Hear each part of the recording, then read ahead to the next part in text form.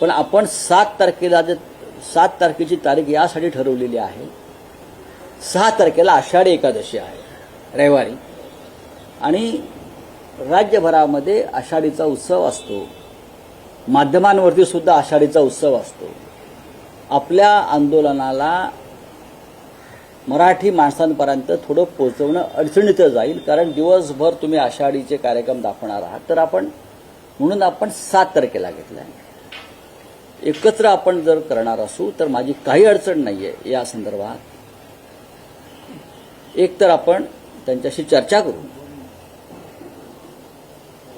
7 तारखेत त्याने सहभागी व्हावं आमच्या मोर्चामध्ये, किंवा ही तारीख आपण 5 तारखेला करावी, जी 6 तारखेची आहे.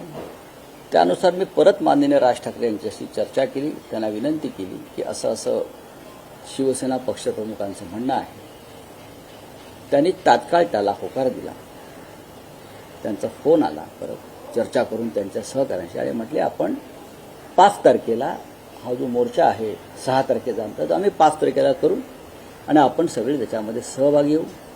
हा राजकीय अजेंड्याशिवाय मोर्चा असेल.